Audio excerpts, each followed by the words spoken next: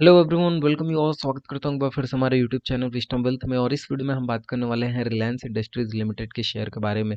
जी हाँ, जिस तरीके से पिछले कुछ ट्रेडिंग सेशन से गिरावट देखने को मिल रही है, क्या आने वाले टाइम में भी ये गिरावट रहने वाली है? बहुत लोग के तो जो मेल्स आए हुए हैं वह तो एकदम बियॉन्ड इमेजिनेशन है कि क्या वाकई सर 700-800 लेवल पर आ जाएगा रिलायंस इंडस्ट्रीज लिमिटेड। तो ऐसा बिल्कुल नहीं है। एक होता है करेक्शन, एक होता है हेल्दी करेक्शन। तो जो रिलायंस इंडस्ट्रीज है, मैं हिंट देना चाहता हूँ, वो एक हेल्दी करेक्शन के फेज में है।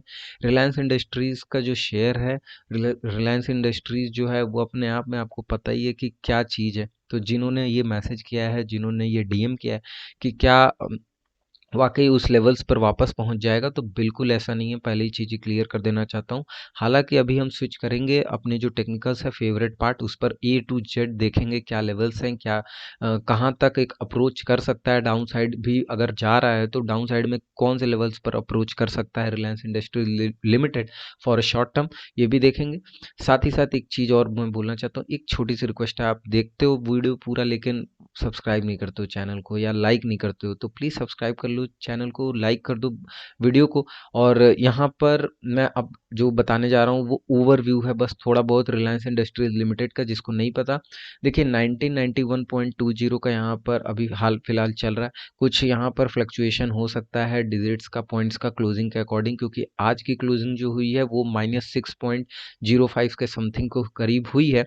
और परसेंटेज वाइज भी ज़्यादा है। तो ये जो है ये डायरेक्टली अगर आप गूगल करोगे कोई भी शेयर को, कि गूगल के थ्रू कोई भी शेयर की प्राइस जानने की कोशिश करोगे, तो उसमें जो फ्लक्चुएशन है वो देखने को मिलता है। तो ये एक्चुअल नहीं है डिजिट्स, मैं जल्दी दिखाता हूँ। हालांकि ये जो रिलायंस इंडस्ट्रीज लिमिटेड है, इसके बारे में ज़्यादा बताने की ज़रूरत नहीं है, क्या चीज़ें हैं क्या नहीं है। डायरेक्टली स्विच करते हैं अपने टेक्निकल्स पर, और टेक्निकल्स ये आपके सामने हैं। अब यहाँ हम आ गए हैं टेक्निकल्स पर। 1 डे का टाइम फ्रेम है। नीचे जो है ये है आपका 200 डेज का exponential moving average pink line में, और यहाँ पे है वॉल्यूम चार्ट आप देख सकते हैं, और ये रिलायंस।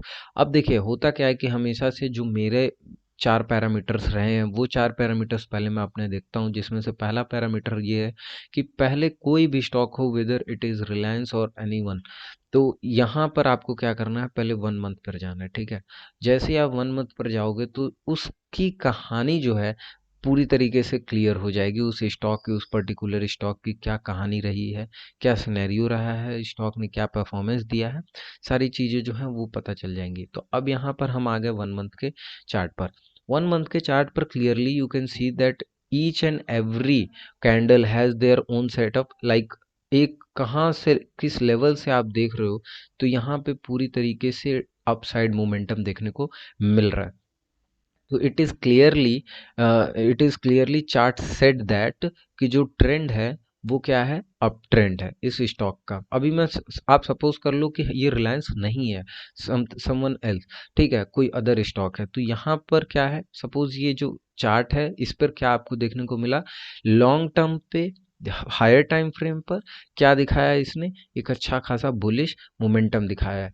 तो इट मीन कि इट क्लियरली ये क्लियर हो गया कि ये जो है लॉन्ग टर्म पे अभी अपना ये स्टॉक क्या है, बुलिश है। ठीक, अब आ जाओ अपने वीकली चार्ट पर। वीकली चार्ट पर आने के बाद भी एक बार कंफर्म कर लो ये जो चीज़ें हैं उसको दोबारा। तो यहाँ पर भी अपने को क्या देखने को मिला कि क्लियरली जो ट्रेंड रहा है वो एक अप ट्रेंड रहा है। हाँ, हालांकि बीच में करेक्शंस रहे हैं, अच्छे भी मेजर करेक्शंस भी रहे हैं। जैसे इस करेक्शन, इस फॉल को देखिए, बट एग्जैक्टली अगर मैं कहूँ तो it was not a correction, it was a descent down side momentum happened when pandemic situation took place. तो ये चीज़ें जो हैं यहाँ पर आपको देखने को मिलेगी। लेकिन अगर हेल्दी करेक्शन की बात करें तो correction is like this, correction ये होता है, करेक्शन ये फेज होता है। तो ये ऐसे होते हैं करेक्शन। अब हम आ जाते हैं डे चार्ट पर। डे चार्ट पर क्या चीज़ें हैं वो क्लियर कर लेते हैं एक बार।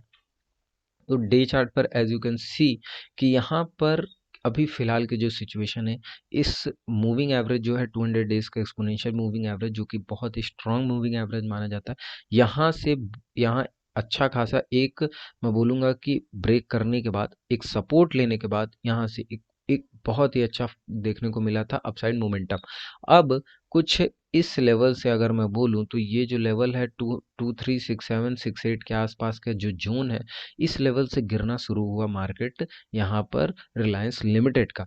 ठीक है, अब लोगों को लगा कि जितना ये जो गेन हुआ है ये गेन अब खत्म होने वाला है, रिलायंस एकदम वापस से 700, 800, 900 पे आने वाला है। तो बिल्कुल मेरे भाई ऐसा बिल्कुल नहीं है, अगर आप ये सोचते हो तो बिल्कुल गलत है। बिकॉज कोई भी स्टॉक अगर वहां से फॉल हो रहा है उतने हायर प्राइस से, तो जहां जहां इसने अपने सपोर्ट का लेवल बना रखा है, जहां जहां इसने अपने सपोर्ट का लेवल क्रिएट कर रखा है, वहां वहां वो आके अगर मेजर ट्रेंड एकदम अप ट्रेंड है तो वो हर सपोर्ट पर रिस्पेक्ट करेगा, ये बात ध्यान में रखना। हर सपोर्ट पर रिस्पेक्ट करेगा। 70 से 80 टाइम्स, इवन मैं कर रहा हूँ 90 टाइम्स चांसेस होते हैं कि वो अपने सपोर्ट पर रिस्पेक्ट करे और वहां से बाउंस बैक देखने को मिले। लेकिन यहाँ पे अपने को क्या देखना है कि क्या अभी और नीचे के लेवल्स अप्रोच कर सकता है रिलायंस इंडस्ट्रीज लिमिटेड। तो जी हाँ, फॉर मी अभी मेरे को लगता है कि एक दो ट्रेडिंग सेशन में चीज़ें जो हैं वो क्लियर हो जाएंगी। हालांकि आज की क्लोजिंग अगर देखी जाए तो ये जो क्लोजिंग है प्रीवियस डे के क्लोजिंग के ऊपर हुई है क्लोजिंग, और नॉट ऊपर हुई है, इसके नियर लो के आसपास हुई है। क्लियरली यहाँ पे अगर देखें तो हाँ, नियर लो के आसपास हुई है, और क्लोजिंग जो है वो इसकी क्लोजिंग के नीचे क्लोजिंग हुई है। तो यहाँ पर एक चीज़ मैं कहना चाहता हूँ कि अगर ब्लाइंडली आप यहाँ पर ऐसे सिचुएशन पर उठाते हो माल, उठाने के लिए लॉन्ग टर्म पे किसी भी सिचुएशन पे उठाओ, कोई दिक्कत नहीं है। इवन मैं तो कहूँगा ये एक अच्छा फेज़ है जहाँ पे एकदम अगर लॉन्ग टर्म में आपको रखना है तो उठा लो 2000, 2007, 2000 या 1900 के आसपास, और उसको पैक कर दो 10 साल के लिए।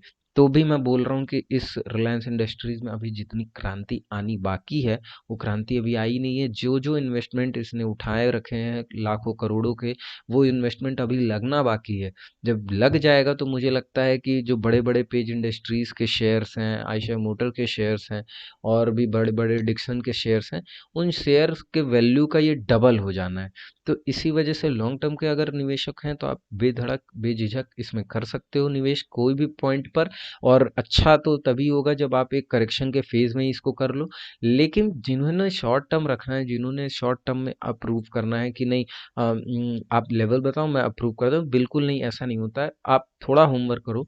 फिलहाल के लिए मैं बोलूंगा कि कल की ट्रेडिंग सेशन जो होगी वो डिसिसिव ट्रेडिंग सेशन होगी।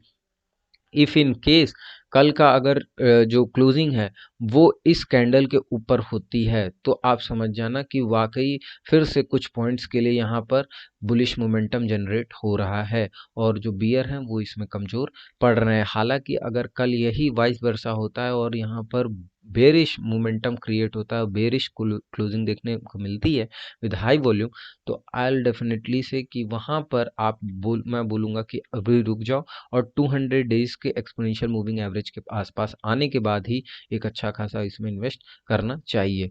और 110% की गारंटी तो किसी भी चीज़ में नहीं होती कि जो मैं बोल रहा हूँ वो होना ही है। ठीक है, तो स्टॉक मार्केट इज़ लाइक जितना आप इम्प्लीमेंट कर सकते हो नॉलेज अपना उतना करो।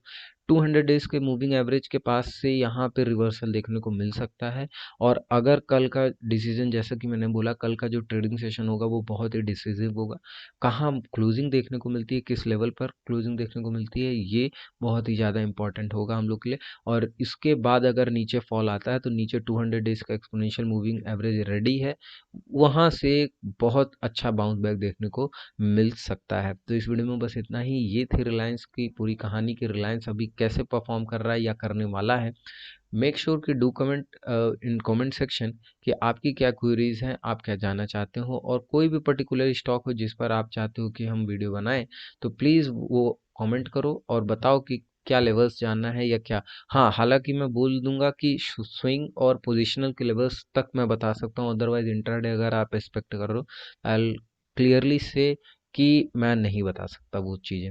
Intraday is like you need to be a master in that thing. तो यहाँ पर मास्टरी के लिए अभी 5-6 साल के एक्सपीरियंस में सब नहीं होने वाला। तो इसी वजह से धीरे धीरे पोलाइटली स्विंग, पोजिशनल, इन्वेस्टिंग, ये लेकर चलो, एंड देन उसके बाद जब देखेंगे कैपिटल हो जाएगा सर्वाइवल का, तब थोड़ा बहुत अपना कॉल्स भी देखा जाएगा। ठीक है, तो इस वीडियो में बस इतना ही। वीडियो अच्छी लगे तो जरूर लाइक